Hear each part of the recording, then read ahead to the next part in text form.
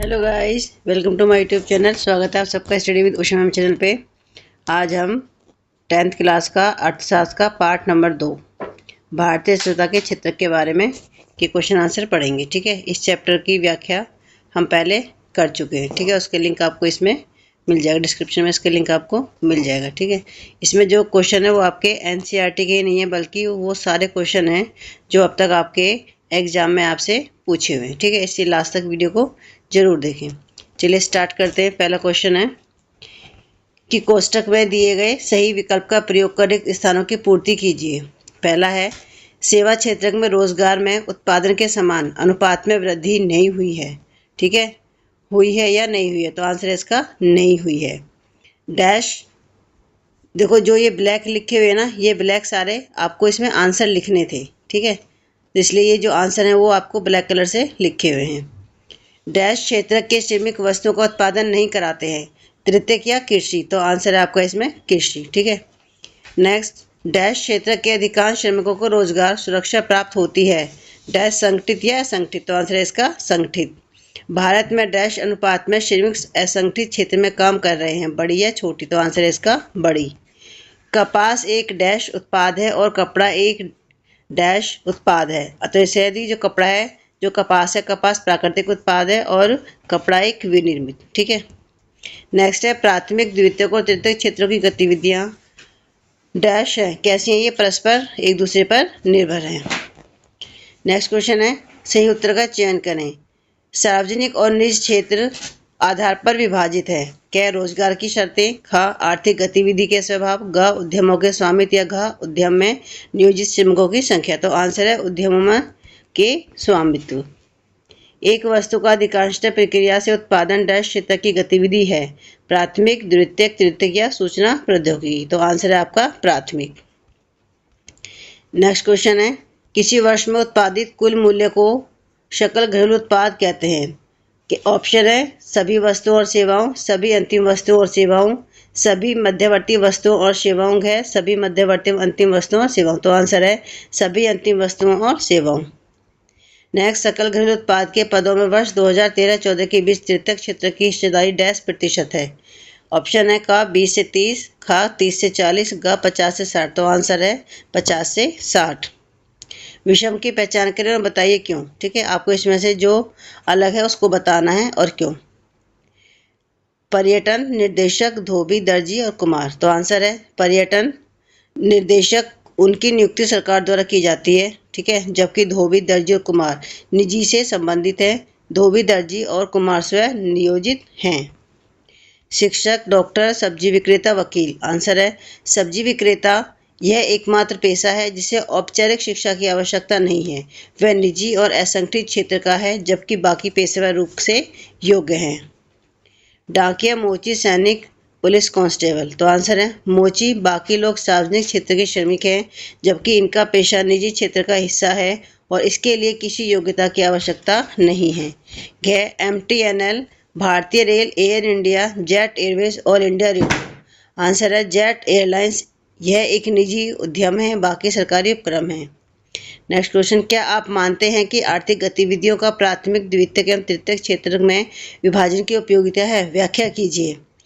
Answer है प्राथमिक, द्वितीयक और माध्यमिक में आर्थिक गतिविधियों का वर्गीकरण उपयोगी है, क्योंकि यह इस बात की आवश्यक जानकारी प्रदान करता है कि किसी देश के लोग कैसे और कहाँ कार्यरत हैं। ठीक है, नेक्स्ट पॉइंट, यह एक निर्धारित कारक भी है कि आर्थिक गतिविधि का कौन सा क्षेत्र देश की सकल घरेलू उत्पाद और प्रति व्यक्ति आय में कम या अधिक योगदान देता है। नेक्स्ट पॉइंट है, इस जानकारी के साथ हम अर्थव्यवस्था में क्षेत्रीय हिस्सेदारी को विभाजित कर सकते हैं और अर्थव्यवस्था को कम योगदान देने वाले क्षेत्र को बढ़ावा देने के लिए नीतियों में संशोधन कर सकते हैं। नेक्स्ट पॉइंट, इसीलिए सुचारू आर्थिक प्रशासन और विकास के लिए इन 3 क्षेत्रों में आर्थिक गतिविधियों को वर्गीकृत करना आवश्यक है। नेक्स्ट क्वेश्चन, इस अध्याय में आय प्रत्येक को रोजगार और सकल घरेलू उत्पाद पर ही क्यों केंद्रित करना चाहिए? क्या अन्य वाद पदों का परीक्षण किया जा सकता है? तो आंसर है रोजगार और सकल घरेलू उत्पाद पर ध्यान केंद्रित करने से हमें 2 महत्वपूर्ण चीजें निर्धारित करने में मदद मिलती है, प्रति व्यक्ति आय और उत्पादकता। नेक्स्ट पॉइंट है, इसलिए तीनों क्षेत्रों में रोजगार दर और स्थिति और सकल घरेलू उत्पाद में इसके योगदान से हमें यह पता चलता है कि विशेष क्षेत्र कैसा प्रदर्शन कर रहा है और इसके विकास को आगे बढ़ाने के लिए क्या किया जाना चाहिए। हाँ, अन्य मुद्दों की जांच होनी चाहिए, जैसे क्षेत्रीय विकास में संतुलन। सेकंड पॉइंट, देश के सभी लोगों के बीच आय और धन में समानता। थर्ड पॉइंट, प्रौद्योगिकी का आधुनिकीकरण। फोर्थ पॉइंट, देश की आत्मनिर्भरता। फिफ्थ पॉइंट, देश में अधिशेष खाद्य उत्पादन कैसे प्राप्त करें। सिक्स, गरीबी कैसे खत्म करें। नेक्स्ट क्वेश्चन है कि तृतीय क्षेत्रक अन्य क्षेत्रकों से कैसे भिन्न है, से उदाहरण सहित व्याख्या कीजिए। आंसर है, तृतीय क्षेत्र प्रदान की गई सेवाओं के लिए है और अन्य दो क्षेत्र वस्तुओं के उत्पादन के लिए है। इस क्षेत्र के तहत गतिविधियां प्राथमिक और द्वितीयक क्षेत्रों के विकास में मदद करती हैं, इसलिए इसे सेवा क्षेत्र के रूप में भी जाना जाता है। ये सहायक वस्तुएं हैं जो उत्पादन प्रक्रिया का समर्थन करती हैं। उदाहरण के लिए प्राथमिक या द्वितीयक क्षेत्र में उत्पादित वस्तुओं के लिए भुगतान से निपटने के लिए एक स्थान से दूसरे स्थान पर वस्तुओं की आवाजाही, बैंकिंग और संचार सेवाओं के लिए परिवहन सेवा का उपयोग करते हैं। नेक्स्ट क्वेश्चन, प्रच्छन्न बेरोजगारी से आप क्या समझते हैं, शहरी एवं ग्रामीण क्षेत्रों से उदाहरण देकर बताइए। देखिए, ये क्वेश्चन भी ना आपका एग्जाम में पूछा हुआ है। ठीक है, प्रच्छन्न बेरोजगारी से अभिप्राय ऐसी परिस्थिति से है जिसमें लोग प्रत्यक्ष रूप से काम करते दिखाई दे रहे हैं किंतु वास्तव में उनकी उत्पादकता शून्य होती है। यदि उन्हें उनके काम से निकाल दिया जाए तो भी उत्पादकता पर कोई प्रभाव नहीं पड़ता। भारत के गांवों में कृषि क्षेत्र में बड़े पैमाने पर प्रच्छन्न बेरोजगारी पाई जाती है। जैसे भूमि के एक छोटे से टुकड़े पर जरूरत से ज़्यादा श्रमिक काम करते हैं क्योंकि उनके पास कोई और काम नहीं होता। इससे प्रच्छन्न बेरोजगारी की स्थिति पैदा होती है। इसी प्रकार शहरों में प्रच्छन्न बेरोजगारी छोटी दुकानों में तथा व्यवसायों में पाई जाती हैं। देखो, ये क्वेश्चन भी लास्ट में पूछा गया था कि खुली बेरोजगारी और प्रच्छन्न बेरोजगारी के बीच अंतर कीजिए। तो आंसर है, फर्स्ट पॉइंट की खुली बेरोजगारी एक ऐसी स्थिति है जिसमें लोगों की अपनी मौलिक आवश्यकताओं को पूरा करने के लिए नौकरी नहीं मिलती और वे बेकार बैठे रहते हैं। सेकंड पॉइंट, अन्य लोग इसे देख सकते हैं। थर्ड पॉइंट, यह बेरोजगारी ज्ञानवान बेरोजगार लोगों में होती है। अब है प्रच्छन्न बेरोजगारी वह स्थिति है जब लोग काम करते हुए दिखाई देते हैं लेकिन फिर भी उन्हें पूरे दिन अपनी क्षमता से काम करने के लिए मजबूर किया जाता है और कम मिलता है। सेकंड पॉइंट, यह बेरोजगारी छुपी हुई होती है। थर्ड पॉइंट, यह बेरोजगारी दूरदराज के क्षेत्रों कृषि क्षेत्रों में सबसे अधिक प्रचलित है। नेक्स्ट क्वेश्चन, भारतीय अर्थव्यवस्था के विकास में तृतीयक क्षेत्र कोई महत्वपूर्ण भूमिका नहीं निभा रहा है, क्या आप इससे सहमत हैं? अपने उत्तर के समर्थन में कारण दीजिए। तो आंसर है, नहीं, मैं इस कथन से सहमत नहीं हूँ कि तृतीय क्षेत्र भारतीय अर्थव्यवस्था के विकास में कोई महत्वपूर्ण भूमिका नहीं निभा रहा है। पिछले 4 दशकों में तृतीय क्षेत्र उत्पादन के मामले में सबसे बड़े क्षेत्र के रूप में उभरा है। सेवा क्षेत्र में वृद्धि को विभिन्न तरीकों के लिए जिम्मेदार ठहराया जा सकता है। फर्स्ट पॉइंट है, बुनियादी सेवाओं जैसे स्वास्थ्य, शिक्षा, सुरक्षा, वित्त आदि की आवश्यकता, आईटी जैसा ही नई सेवाओं का परिचय। थर्ड पॉइंट, प्राथमिक और द्वितीयक गतिविधियों का विकास। फोर्थ, प्रति व्यक्ति आय में वृद्धि के कारण सेवाओं की मांग में वृद्धि। फिफ्थ पॉइंट, तृतीय क्षेत्र की जीडीपी हिस्सेदारी 1973 में लगभग 40% से बढ़कर 2003 में 50% से अधिक है। नेक्स्ट क्वेश्चन, भारत में सेवा क्षेत्रक 2 विभिन्न प्रकार के लोग निर्धारित करते हैं, ये लोग कौन हैं? तो आंसर है, 2 विभिन्न प्रकार के लोग निम्न हैं। फर्स्ट पॉइंट है, लोगों को उन सेवाओं में शामिल किया गया है जो सीधे वस्तुओं के उत्पादन में सहायता कर सकते हैं। उदाहरण के लिए परिवहन, भंडारण, संचार, वित्त आदि में शामिल लोग। सेकंड पॉइंट है, ऐसी वस्तुओं में शामिल लोग जो सीधे तौर पर वस्तुओं के उत्पादन या स्वरोजगार में मदद नहीं कर सकते हैं, जैसे शिक्षक, डॉक्टरों, नाइयों, वकीलों आदि को वे सहायक कार्यकर्ता के रूप में कहा जा सकता है जो प्राथमिक सेवा प्रदाताओं की सेवा प्रदान करते हैं। नेक्स्ट क्वेश्चन है, असंगठित क्षेत्रक में श्रमिकों का शोषण किया जाता है, क्या आप इस विचार से सहमत हैं? अपने उत्तर के समर्थन में कारण दीजिए। आंसर है, हाँ, असंगठित क्षेत्र में श्रमिकों का शोषण होता है। यह निम्न बिंदुओं से स्पष्ट होगा। फर्स्ट पॉइंट है, किसी नियम और नीतियों का पालन नहीं किया जाता। सेकंड पॉइंट, काम के घंटों की कोई निश्चित सीमा नहीं है। श्रमिक सामान्य रूप से भुगतान किए गए ओवर टाइम के बिना 10 से 12 घंटे काम करते हैं। थर्ड पॉइंट, दैनिक नियमित मजदूरी के अलावा कोई अन्य प्रोत्साहन या भत्ता नहीं। फोर्थ पॉइंट, मजदूरों की सुरक्षा के लिए सरकारी नियमों और विनियमों का पालन नहीं किया जाता। 5th पॉइंट, कोई नौकरी या वित्तीय सुरक्षा नहीं है। 6 पॉइंट, इस क्षेत्र में कम भुगतान किया जाता है। आमतौर पर अनपढ़, अज्ञानी और संगठित होते हैं। नेक्स्ट पॉइंट, सामाजिक भेदभाव। नेक्स्ट क्वेश्चन है कि संगठित और असंगठित क्षेत्र में विद्यमान रोजगार परिस्थितियों की तुलना कीजिए। ठीक है, पहला है संगठित क्षेत्र। संगठित क्षेत्र में मुख्य रूप से सरकार के साथ पंजीकृत कंपनियां शामिल हैं। सेकंड पॉइंट, और नौकरों की सुरक्षा, भुगतान की गई छुट्टियां शामिल हैं। थर्ड पॉइंट, स्वास्थ्य और अन्य लाभ मिलते हैं। फोर्थ पॉइंट, निश्चित कार्य समय पे होता है। फिफ्थ, अतिरिक्त समय के लिए अतिरिक्त वेतन प्रदान करती हैं। और असंगठित क्षेत्र, असंगठित क्षेत्र संगठित क्षेत्र के पूर्ण विपरीत है। सेकंड पॉइंट है, नौकरी की सुरक्षा नहीं। थर्ड पॉइंट है, सेवानिवृत्ति पर कोई भुगतान की गई छुट्टियां या पेंशन नहीं है। फोर्थ पॉइंट है, भविष्य निधि या स्वास्थ्य बीमा का कोई लाभ नहीं। फिफ्थ, काम के घंटे नहीं है और सुरक्षित कार्य वातावरण की कोई गारंटी नहीं है। नेक्स्ट क्वेश्चन है, मनरेगा 2005 के उद्देश्यों की व्याख्या कीजिए।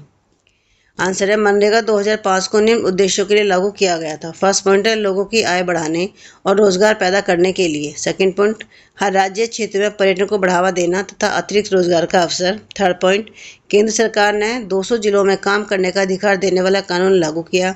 फोर्थ पॉइंट, मनरेगा का उद्देश्य 100 दिनों का न्यूनतम रोजगार देना है और ऐसा करने में विफलता के कारण यह लोगों को बेरोजगारी भत्ता देगा। देखिए, ये आपके MCQ क्वेश्चन है। ठीक है, समीर एक वकील है, बताइए वह अर्थव्यवस्था के क्षेत्रक में काम करता है। प्राथमिक, द्वितीयक, तृतीयक या औद्योगिक क्षेत्र। तो आंसर है इसका तृतीयक क्षेत्रक। निम्नलिखित में कौन से प्राथमिक क्षेत्र की गतिविधि है? चिकित्सा, कृषि, विनिर्माण, बीमा। तो आंसर है कृषि। निम्नलिखित में से किस योजना के अंतर्गत ग्रामीण क्षेत्रों में कम से कम 100 दिनों के रोजगार की गारंटी दी गई है? ए आपका मध्याह्न भोजन योजना, बी अन्नपूर्णा योजना, सी अन्त्योदय योजना और डी महात्मा गांधी राष्ट्रीय ग्रामीण रोजगार गारंटी अधिनियम। तो आंसर है आपका महात्मा गांधी राष्ट्रीय ग्रामीण रोजगार गारंटी अधिनियम। निम्नलिखित में से कौन सा क्षेत्र स्वतः वस्तु का उत्पादन नहीं करती है बल्कि उत्पादन प्रक्रिया में सहयोग करती है? ऑप्शन है, ए द्वितीय, बी तृतीयक, सी प्राथमिक, डी औद्योगिक। तो आंसर है इसका बी तृतीयक क्षेत्रक। नेक्स्ट, क्षेत्रक के आधार पर निम्नलिखित में से असंगत गतिविधि को पहचानिए। ए मछुआरा, बी ट्रक ड्राइवर, सी माली, डी कुम्हार। तो आंसर है बी ट्रक ड्राइवर।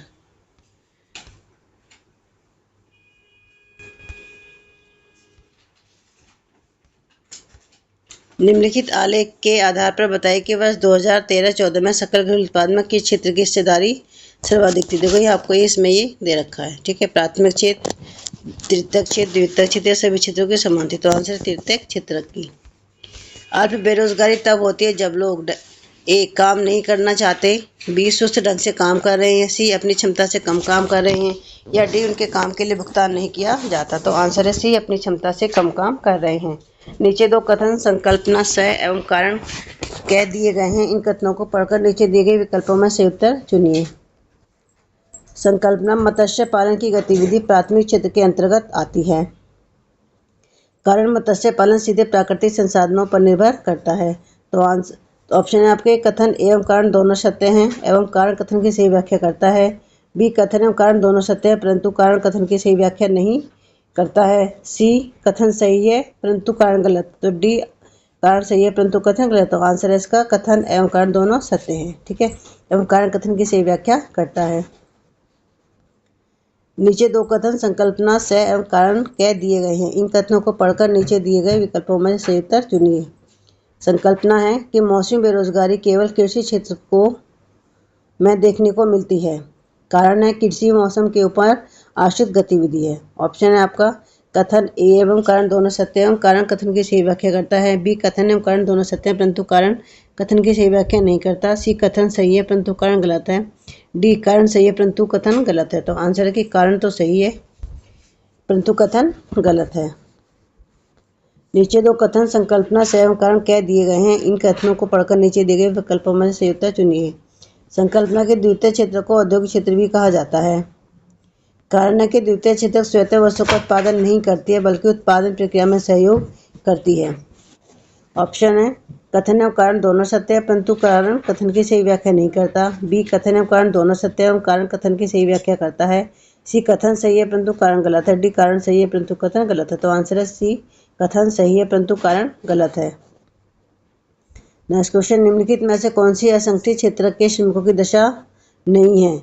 ए. नौकरी की अनिश्चितता, बी. निम्न स्तरीय कार्य परिस्थितियाँ, थर्ड उच्च वेतन, फोर्थ कार्यविधि निश्चित नहीं है।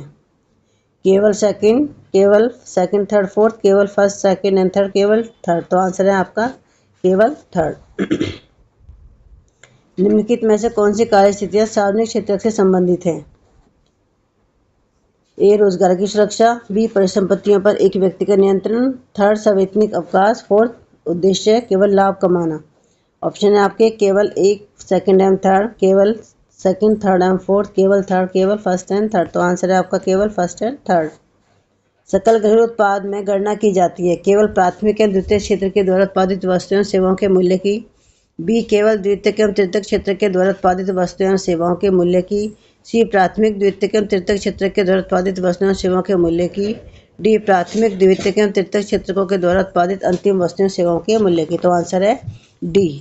प्राथमिक द्वितीयक एवं तृतीयक क्षेत्रों के द्वारा उत्पादित अंतिम वस्तुओं एवं सेवाओं के मूल्य की। नेक्स्ट, निम्नलिखित में से किसे काम का आधार भी कहा जाता है?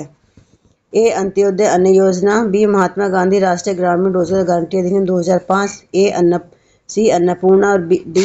काम के बदले नाश। तो आंसर है इसका महात्मा गांधी राष्ट्रीय ग्रामीण रोजगार गारंटी अधिनियम 2005। ठीक है, तो आज इसमें ये सारे क्वेश्चन थे, बहुत सारे क्वेश्चन इंपॉर्टेंट हैं, ठीक है, जो आपके एग्जाम में पूछे जाते हैं। प्लीज़ मेरे चैनल को लाइक और सब्सक्राइब जरूर करें, साथ में और बच्चों को भी शेयर आप कर सकते हैं। ठीक है, और आप कमेंट्स करके भी आप बता सकते हैं।